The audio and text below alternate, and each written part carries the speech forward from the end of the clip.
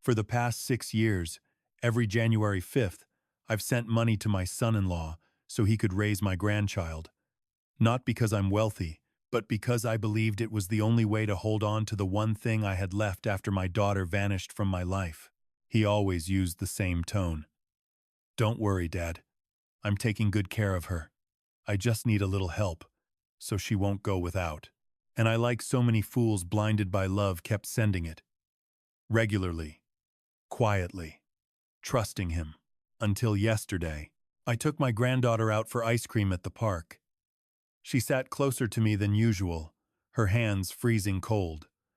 When she mentioned him, she didn't call him Dad. She used a different word, Uncle Gavin. I forced a smile. "Why don't you call him Dad?" She looked around, then leaned in close to my ear. Her breath trembled, as if she was afraid even the air might betray her.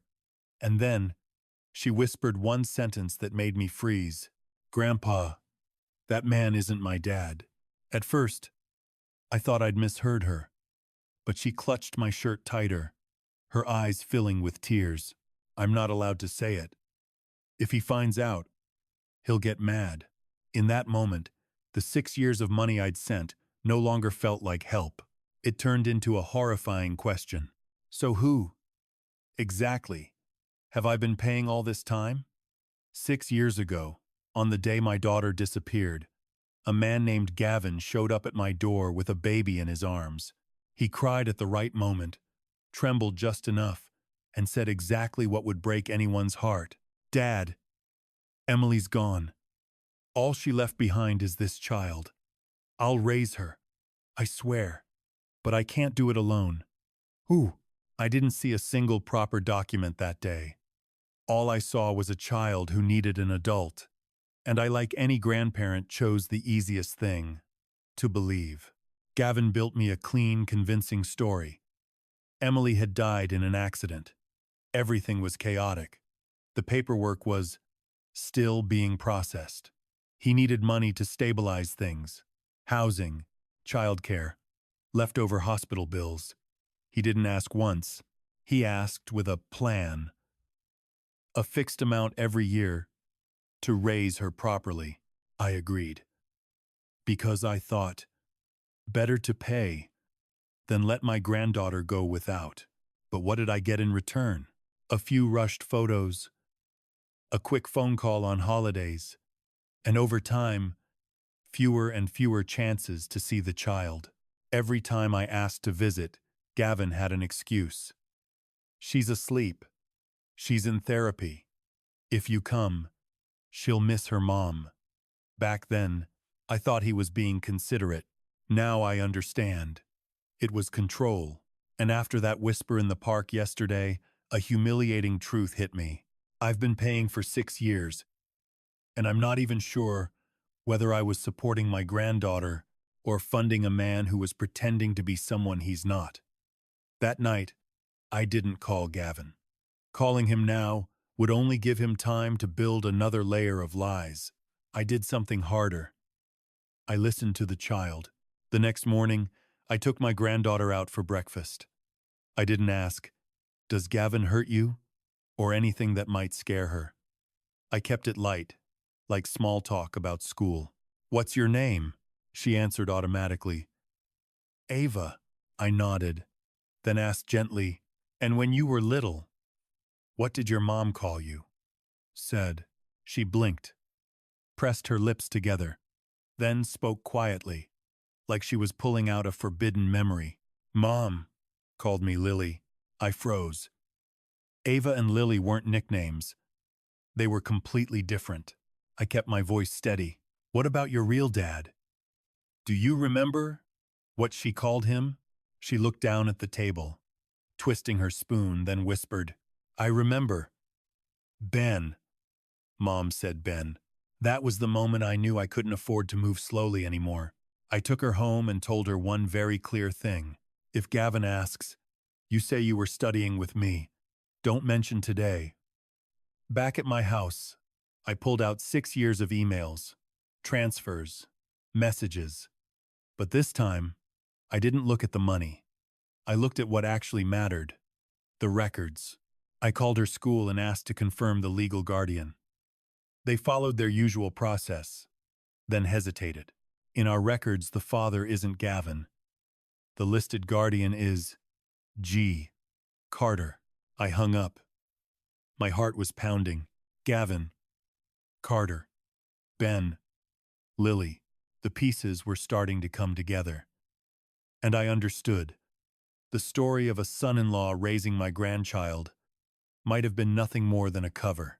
Now I needed someone who wasn't afraid to get their hands dirty, a lawyer or a private investigator. And this time, I wasn't asking for permission. That afternoon, I drove straight to Gavin's house. No warning. An honest man doesn't fear an unannounced visit. Only someone hiding something needs time to put on a mask. The door opened just a crack. Gavin stood in the doorway, blocking the entrance like it was second nature. He wasn't surprised I came. He was surprised I came, without asking. "What brings you here, Dad?" I looked past him. The child was sitting on the floor, but when she saw me, she didn't run over like she used to. She froze. Her eyes flicked to Gavin first, then, only after, to me.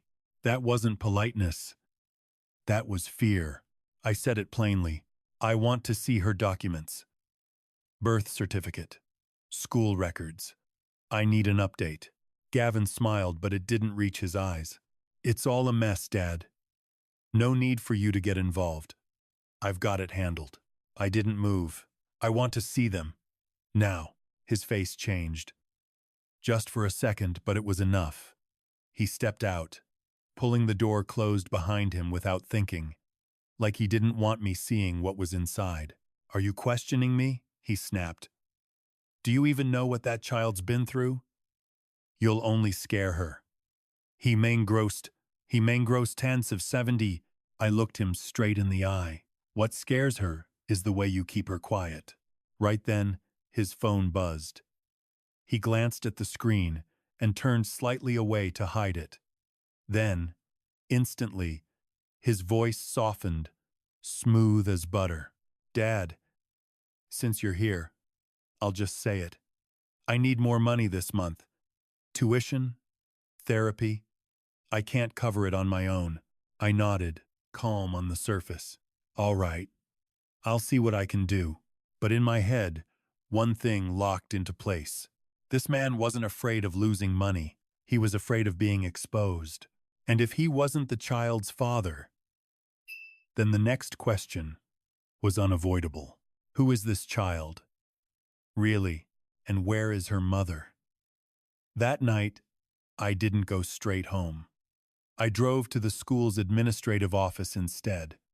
I didn't make a scene. I just followed procedure, requested confirmation of the legal guardian to update emergency contact information.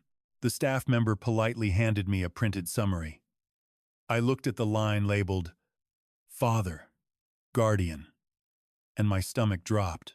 It wasn't Gavin. The name in the record was Grant Carter. I asked again, trying to keep my voice steady. "Are you sure there's no mistake?" "The man raising her is Gavin." She frowned, flipped another page. "In our system, the enrollment forms and medical authorizations were all signed by Mr. Grant Carter. The contact number is also his. Gavin doesn't appear in any legal records." I held the paper. My hands were ice cold. When I got home, I pulled out 6 years of transfer records. I'd never paid attention to the transaction notes before. I thought I was just helping family. But this time, I read every line, and I saw it. A few transfers hadn't gone to his personal account like usual. They'd been sent to an account under a company name, something that sounded harmless, like a family service provider. Around those times, Gavin would text, "Switching accounts for convenience." Convenient for who? I replayed the child's whisper in my head. "He's not my dad." Then the name, Grant Carter. Put together, they formed a conclusion that made my skin crawl. Gavin wasn't just pretending to be a father. He might be pretending to be someone else entirely. I picked up my phone and called the one person I needed now, a private investigator. "Tomorrow?" I want to know who Grant Carter really is, and I want to know where Gavin got that child. The next morning, I met Rick at a small roadside diner. The kind of man who looks at people the way others look at files. No emotion, no curiosity, just data. I placed the school record on the table. Grant Carter. Then I added 6 years of bank transfers. Dates, amounts, recipient accounts. Rick scanned everything in about 30 seconds, then looked up.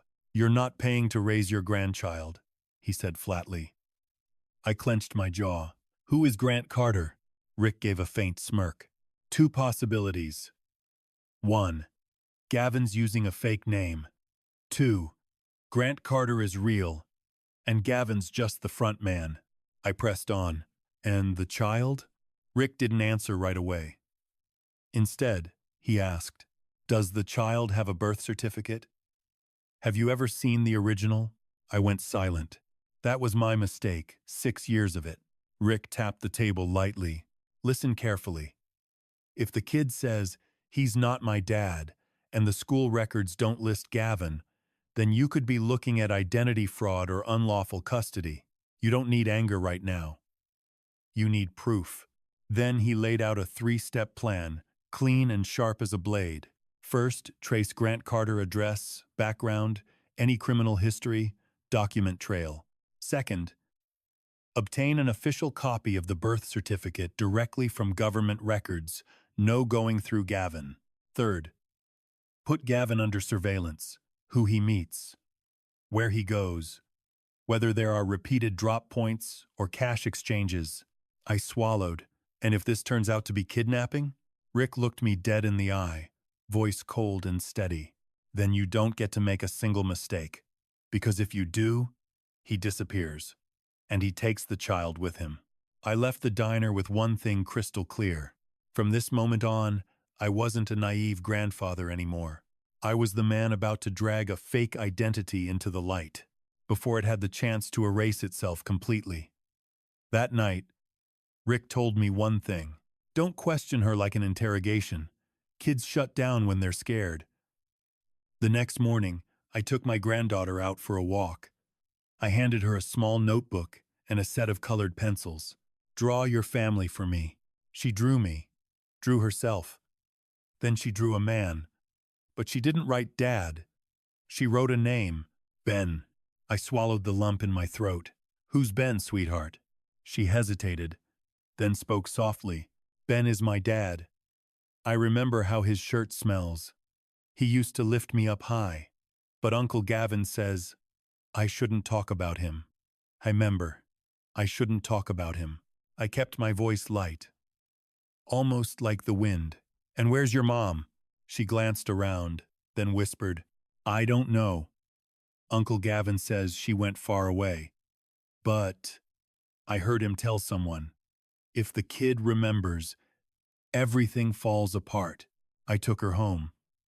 Then I sent Gavin a message bait, just like Rick planned. "I need to update the school records. Send me her birth certificate and guardianship papers." Gavin called back immediately. His tone was sharper than ever. "Why are you asking about that? You're just confusing the kid." I stayed calm. "I just want everything done properly." And then he slipped just one sentence. But enough for Rick to lock in a direction. "Stop digging. Those things were already taken care of a long time ago." Taken care of? A child isn't a contract you... I hung up and stood there for a moment. 6 years ago, I thought I was paying to support my granddaughter. Now it was clear. I'd been paying a man to keep a dirty secret, a secret that would collapse the second my granddaughter said the right name out loud. The next morning, Rick sent me a single message. "Got the birth certificate. Sit down before you open it." I opened the file. My eyes went straight to the line marked "Father," and my chest tightened like a vice. Not Gavin. The name was clear. Benjamin Hart. I read it 3 times, like a man refusing to believe what he already knew. Ben. The same name my granddaughter had written in her drawing yesterday. This wasn't imagination. It wasn't a child making things up. It was memory.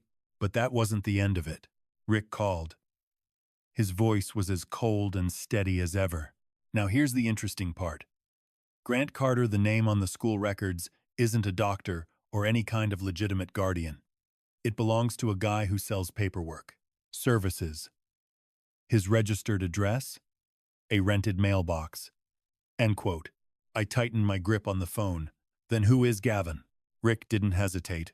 Either a fake name or a runner working for Carter. Either way, it's dirty. My voice came out rough. Any missing persons report? There was a brief pause. Then Rick said, 6 years ago. A woman named Emily reported her child missing. Same age. Description. Lines up almost perfectly. I went still. Everything in my head collapsed into one brutal sentence. If this isn't my granddaughter, then I've spent 6 years funding a kidnapping. Rick cut in, sharp and final. Don't touch Gavin. Don't spook him. I'll shadow him for 48 hours. If he meets Carter or makes a drop, we get it on video. And once we have video, we have cuffs. I stared out the window, my throat dry. All this time, I thought I was helping a child. Now I understand what's really in front of me. I'm about to do something much harder. Return a child to her real family and drag a false identity into the light before it disappears. Rick told me to do one thing. Don't play the hero. If Gavin even suspects anything, he'll disappear with the child within an hour. So that Saturday morning, I acted like I knew nothing. I texted Gavin like usual. I'm busy this week. If you need money, just let me know. He replied instantly, casual as ever. Okay, Dad. But out there, Rick had been on him since 6 a.m. Gavin left the house without the child. He drove in loops through 2 neighborhoods, changing directions like someone trained not to be followed. But Rick didn't tail too close. He kept his distance, even switched cars at a gas station to stay invisible. 20 minutes later, Gavin pulled into a parking lot near an old shopping center. He didn't go inside. He just waited. Then another car showed up. The man who stepped out wasn't some clean-cut Grant Carter. Hoodie, cap, head down, moving fast, like he didn't want to be seen on camera. Gavin popped the trunk, pulled out a thick envelope, handed it over. Rick caught everything. Side profile, license plates. Then the moment the man leaned in and said one line, Rick picked it up with a directional mic. Keep the kid quiet. Don't let her say the name Ben again. When Rick told me that, my hands went cold. Then Gavin received something in return, a thin stack of stapled papers. But the way they handled it, it wasn't normal paperwork. It looked like a drop. Rick's voice came through the phone, sharp and certain. Now we have video of the exchange and that line about Ben. This isn't a gut feeling anymore. This is a transaction. I asked, my voice rough. What's next? Rick didn't hesitate. Tonight I stay on him. If he moves the child or meets whoever's behind this, we call the police at the right moment. I stared at 6 years of transfers. Then at the child's, drawing the name Ben written in shaky letters. And for the first time, I understood it clearly. I wasn't paying to raise my grandchild. I was paying a system to keep a child locked inside a lie. That night, Rick called me, his voice sharper than I'd ever heard it. He's packing.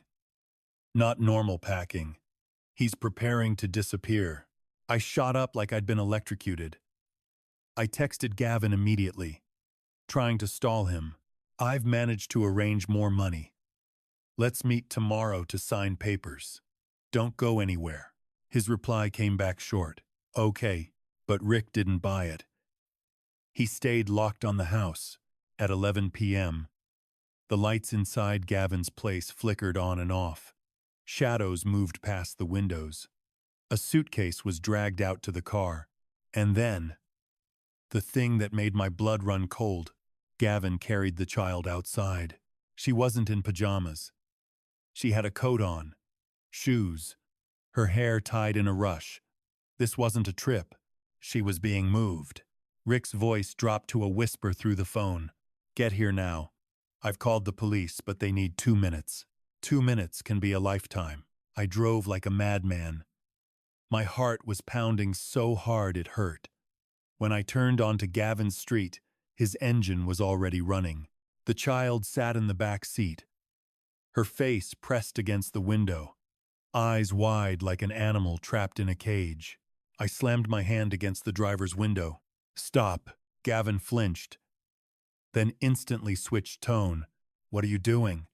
I'm just taking her out. She needs a break. I stared him down, every word heavy. No. You're taking her away so she can never speak again. The child looked at me, lips trembling.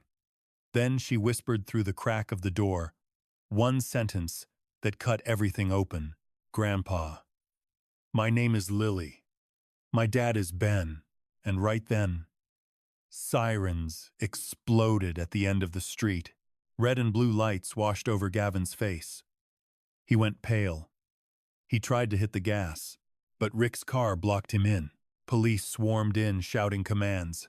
I stood there, frozen, barely breathing, as a social worker opened the back door, lifted the child out, and held her tight. You're safe now, she said softly. And Gavin, for the first time in 6 years, the mask of father fell off his face and shattered on the ground. The child was carried into a social worker's car, wrapped in a blanket, given water, her hands still shaking. I wanted to run after her, hold her, tell her it was over. But Rick gripped my shoulder, firm. Not now. This is where statements matter. Police pulled Gavin away from the car. He was still acting. You've got it all wrong. She's my daughter. I'm just taking her on a trip. One officer stepped forward, calm but sharp. Then show me the original birth certificate. Right now. Gavin froze. The investigator stepped in, holding up a copy. Benjamin Hart is listed as the father. Not you. Gavin's tone snapped. Paperwork can be wrong. I raised her. Rick delivered the blow that ended it. He played the footage from the parking lot. Then explain this. Who are you handing money to? And why does he say, don't let her mention Ben again? Gavin's face drained of color. His eyes darted, searching for an exit. Then he went for the last move left. Blame. Carter told me to do it. I was just following orders. I didn't kidnap anyone. The room went dead silent for a beat. The officer locked onto it instantly. Which Carter? Full name. Address. Where do you meet him? Gavin's breathing turned ragged. And then it came out like a man drowning. Grant Carter. He paid me. Said just keep the kid quiet. Move her schools if needed. And, if the grandfather asks, say I'm the father. A chill ran straight down my spine. For 6 years, I hadn't been raising my granddaughter. I'd been funding a gatekeeper in an identity fraud. The officer turned to me. Are you willing to file a formal complaint and provide all your financial records? I nodded. My voice was rough, but steady. I'll sign. I want that child back with her real family.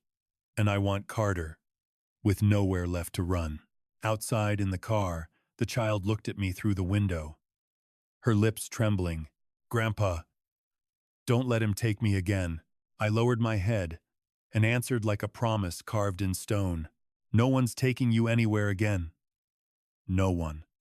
After Gavin slipped and gave up the name Grant Carter, everything moved fast. This was no longer a family dispute. It was identity fraud and unlawful custody.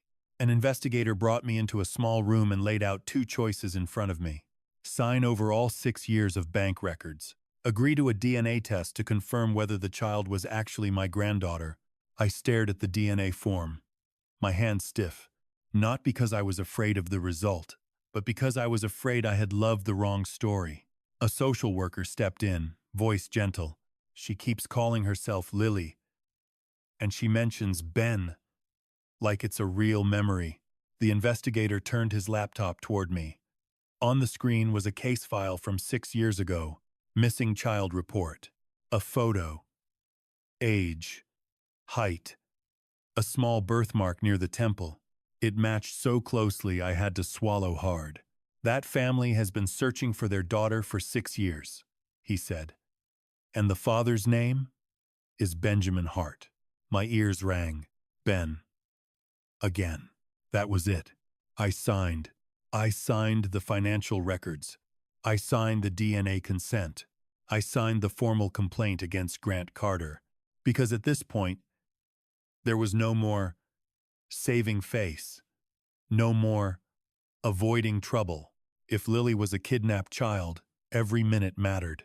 Every minute was another minute she was trapped inside a lie. I stepped out into the hallway. Lily was sitting in a separate room, wrapped in a blanket, her eyes red. When she saw me, she asked softly, "Grandpa, can I really go home?" I knelt down in front of her, steady as stone. "Yes, and I'll be the one to take you there." 48 hours later, my phone rang at 6:12 a.m. It was the investigator. "Are you sitting down?" he asked. I sat. My heart was pounding. "The DNA results are back. The child is not biologically related to you." I closed my eyes. For a split second, I felt ashamed for ever thinking that blood was what made someone worth saving. Then, I opened my eyes again and understood something clearly. Blood doesn't matter as much as the truth and getting a child back where they belong. The investigator continued, "We've contacted the Hart family. They're on their way."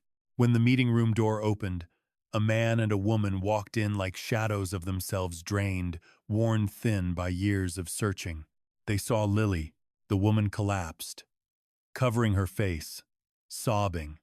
The man stood frozen for a second, then rushed forward, dropping to his knees, his voice breaking. "Lily, my baby, you're alive." Lily looked at them, hesitated for just a heartbeat, then something inside her clicked. She ran into their arms, crying hard. No explanations needed. A child's body remembers home faster than an adult's mind ever could. I stood in the corner, my throat tight. For 6 years, I had been paying to keep their daughter inside a lie. But today, at least I was here to help end it. The investigator pulled me into the hallway and showed me a photo on his phone. Grant Carter in handcuffs, being led down the stairs of an office building. "Thanks to Gavin's statement, the video, and your financial records, we had enough to take him in." I looked at the photo. I didn't feel satisfaction. I felt relief, because in the end, the truth had caught up. Before leaving, Lily turned back to look at me, her eyes still wet. "Grandpa, thank you." I nodded, my voice quiet. "I'm sorry I came late, but I came." I had to sign my statement, submit all 6 years of bank records, and confirm every single transfer. Each number felt like a slap. "Why did you send money for 6 years without requesting legal documentation?" the judge asked. I didn't argue. I told the truth, because I cared about the child, and because I was foolish. She didn't scold me. She just said one thing cold, but accurate. Kindness without documentation is often fuel for crime. Gavin was held for further investigation as an accomplice. He tried to bargain his way out with the usual line, "I was just following orders," but no one was buying it anymore. The envelope exchange video, his statement about Carter paying him, the school transfers, it was all there. Carter faced the heavier charges: identity fraud, unlawful custody of a child, forged documents, laundering money through shell accounts. No easy way out this time. And me? I had to face a different kind of pain. Not losing money, but realizing I had helped prolong another family's nightmare. The day Lily left, her mother gave me a short letter. "Thank you for speaking the truth. But please understand, we died and came back to life for 6 years." I sat with that for a long time, and I made a decision I won't forget. Never pay to buy peace. Peace that's bought with money is just an illusion. And when a child is involved, paperwork isn't a formality. It's the line between saving someone and helping the wrong person win. I still opened my shop every morning, still made coffee, still smiled at customers. But inside, one sentence kept echoing. He's not my dad. 6 years. Gone because I chose a story that felt right over a truth I never checked. I didn't just lose money. I lost clarity. I confused kindness with blind trust. And that's a dangerous mistake. Lily isn't here anymore. She's where she belongs, back with her real family. And yeah, some nights feel empty. But it's a clean kind of empty. Not the kind filled with lies. One day, her mother sent me a photo. Lily standing between her parents, smiling wide, holding a crooked little card. Thank you for saving me. I sat with that photo for a long time. Then I did something simple but important. I printed it and put it in my desk drawer. A reminder, not of guilt, but of responsibility. Because now I live by a rule I learned the hard way. No documents, no money, no truth, no trust. And if a child is involved, I'd rather be seen as cold and difficult than be called kind for helping the wrong person. So let me be straight with you for a second. If you avoid asking hard questions just to keep things peaceful, you're not protecting anyone, you're just delaying the damage, and sometimes making it worse. If you were in that position, would you pay to keep things quiet? Or would you push until the truth comes out, even if it hurts?